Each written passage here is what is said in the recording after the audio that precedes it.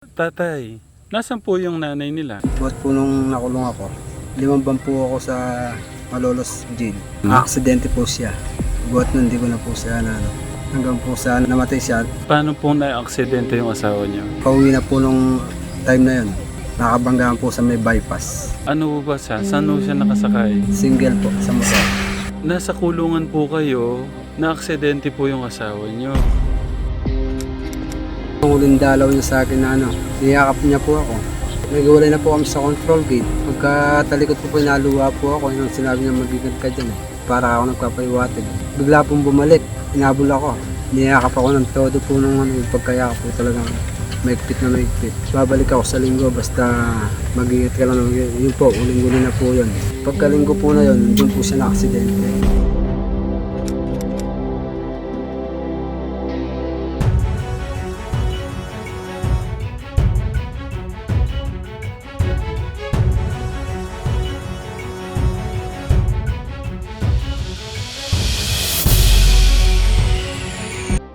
Hello kuya.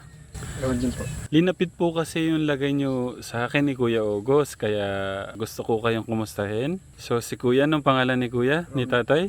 Romnick po, Si Tatay Romnick. Ilan taon na po kayo? 30 po. 30. So ito po, mga anak niyo na to. Opo, Oh. panganay po. Yung panganay, anong pangalan ni Kuya? Rocco Si po, Kuya Rocco. Ilan taon na si Kuya Rocco? 9. Si ate naman, anong pangalan ni ate? Samantha po, Si ate Samantha. Ilan taon naman po siya? 6 po. Tatay, nasaan po yung nanay nila? Buhat po nung nakulong ako, 5 buwan po ako sa Malolos jail. Aksidente po siya. Buhat nun, di ko na po siya hanggang po sa namatay siya, kung mga nag-aalaga ng mga bata na to, hindi na ako na lang po. Sorry po ha. Paano po na-aksidente yung asawa niyo? Nagtatrabaho po siya, pauwi na po nung time na yun. Nakabanggaan po sa may bypass. Ano ba siya? Saan po siya nakasakay? Single po sa motor. Nasa kulungan po kayo, na-aksidente po yung asawa niyo. Pwede po bang malaman bakit po kayo nakulong? Namamasukan po akong painanti po sa tracking. Nung time po na nakahinto po kami doon sa pinag-delibera namin, bigla lang po kami hinuli ng mga pulis. Wala lang po ang dahilan hanggang sa nasangkot po ako. Paano pong nasangkot? Ano po bang ano yan? Sa drugs po. Sa drugs. Kailan po to nangyari? Ano po, 2018 po. 2018. Opo. May 3 po. Ilang taon na po kayo nakakulong? Ano po, 2 years at saka 9 months. Ang tagal din po pala, no? Ano po ba, na-involve po ba kayo sa drugs? Paano pong nangyari? Nagano po ako, papainanti po ako doon sa adware hanggang pong napasok ko po sa tracking na yon. Asset po na sa amin babae. Ako po, wala lang po akong alam sa drugs na yan. Yung driver ko lang po, nadamay lang po ako. So nakulong po kayo ng walang kasalanan. Nadamay lang po ako. Pinagdusahan ko po yung driver ko, nakalaya na. Anong naramdaman nyo, tatay? Kasi halos 3 years nakulong po kayo nang hindi nyo kasalanan. Napakahirap nga po Hindi ko po malaman kung anong gagawin ko sa kulungan. Dahil nga po nawala yung asawa ko at saka yung mga anak ko, hindi ko po nakikita. Madalang po dalhin sa kulungan ng mga bata. Kung isipin ko na po akong magano ko, paano po ako mga anak ko ng mag-aalaga. Kung naisip nyo magpakamatay, ganon? Parang gano'n rin po. Ano yung pumigil sa inyo, tatay? Yun nga po, yung nakukonsensya rin po ako sa kung mawawala po ako. Paano po yung mga bata, wala po mag-aalaga sa kanila. Lalo nga po silang babaeng magulang, pati po ako mawawala. Magayaw nun. Kung wala kayo, paano sila? Oo nga po. Tatay, mabalik ako ng konti. Ano ho yung pakiramdam nung buhay preso? Yun po, napakahirap po talaga sa loob ng kulungan. Araw-araw, iniisip mo kung paano ka lalaya. Buti na lang nga po, may bargaining Ano po yung bargaining? Pagka po umaming ka, may assistensya po yun. Assistensya ko po, 2 years and 2 months. Lumagpas pa po ako ron. Naging 2 years and 9 months po ako.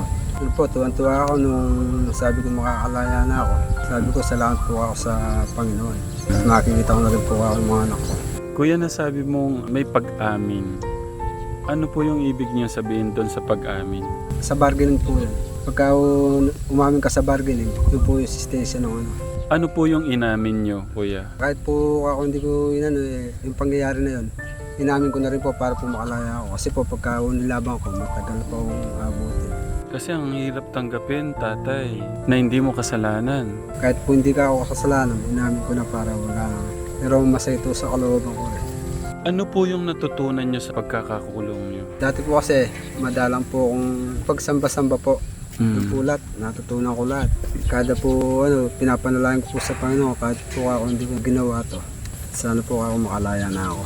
Paano mo nakayanan yung pangungunila? Pagka hindi ko po sila nakikita na isa po nabuburyong ako, kaya po minsan tinutulog ko na rin po. Napakahirap din po akong iniisip-isip baka masisira ng ulo. Yung dinalaw po sa akin yung mga anak ko na to, 2019 pa, kalahati yan po ng taon. Buhat po hindi ko na po sila nakita hanggang sa 20. Wala lang po ako matawagan po sa kanila.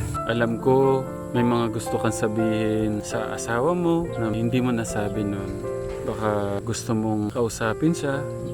Sana po palagi niya gagabayan po yung mga anak ko. Mahal na mahal ko po siya. Alam po. Kahit po wala na siya. Sabi ko pa nga po nung nasa loob pa ako ng kulungan, pag mukha akong pababayaan yung mga anak natin, palagi mo lang akong gabayan. Anong gustong sabihin kay mama kung naririnig niya tayo? Namimiss ko. Namimiss mo na si mama. O, anong gusto mo sabihin kay mama? I love you, Mama. Si ate, anong gustong sabihin kay mama? Namimiss ko na siya. Namimiss mo na si mama. Tay, baka meron o kayong gustong i-share na kwento. Yung nasa laya po ako na naninirahan po kami doon sa may Gilas Sarapayan. Mamasukan lang po ako dati doon sa ADR sa Coros na Dam po. Araw ko lang po doon, 150 isang araw po. Nangungupahan po ako 300 po isang buwan ng upa ko sa bahay. Wala po ako kami kuryente nun. Magkagabi lang po kami nagkakailaw gano'n. Dahil lang po doon sa barangay na nakadugtong kami. Pagka po sumahod ako, pinagkakasya ko lang po ako. Napakahirap po talaga yung buhay ng panahon po na. Pagka po linggo, isa nagkigapas din po ako doon. Magdadalawang kahit pa po ako para mabuhay ko lang po yung mga anak ko. Isang po nagkipaglabandera nga po yung pong nasira ko pong asawa. Wala pong ibang trabaho rin, kung hindi yung pong yung pag-arawan lang po. Hanggang po sa napasok ko lang po yung sa tracking po na kahit pa paano po nakakaginawa na po ng na. Pero minsan po hirap din po pagka alam biyahe. Ano po yung pinakamasakit na alaala sa pagkakakulong nyo ng 3 years? Yung pagkawala nga po ng asawa ko na yan. Doble po kasi, no? Nakakulong na kayo. Nakakulong na po ako tapos po nangyari pa po sa asawa ko yan. Yung nga po yung huling dalaw niya sa akin na October 2018 po. Pinakahuli na po yan October. Niyakap niya po ako. Pagkayakap po sabi sa akin mag-ingat ka dyan. Sinabi po sa akin, ang linggo niya po palang yan.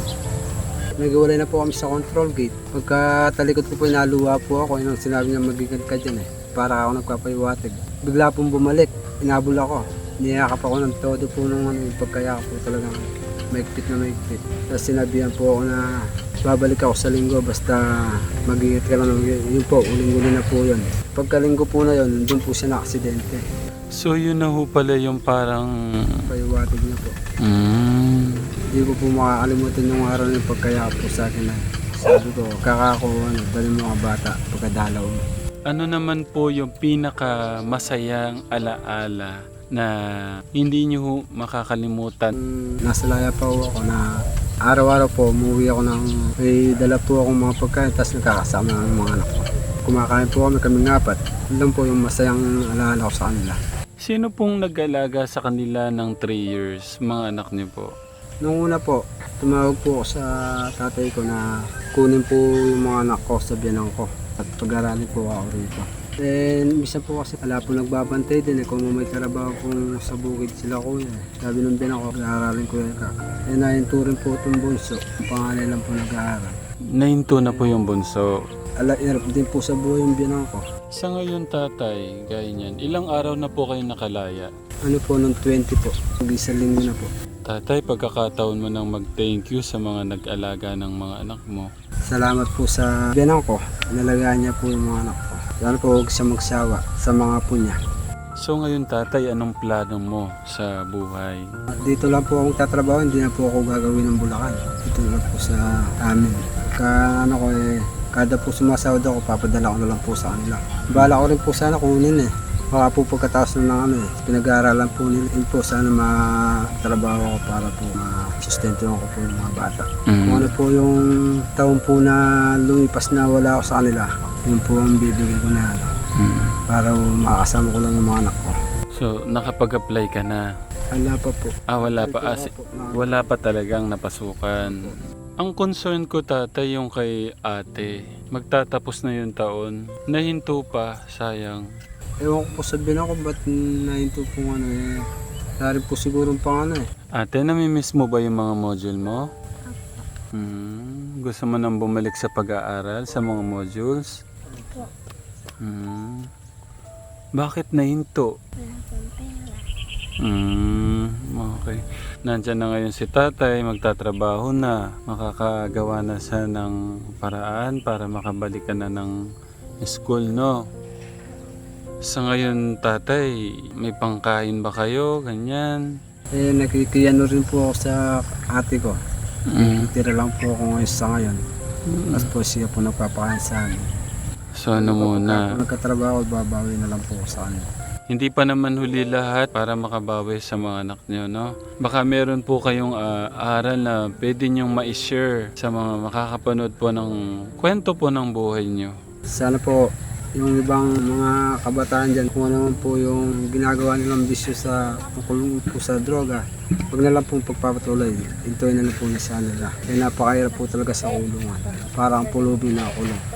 Sa tingin nyo po, ano po yung maitutulong po namin sa inyo?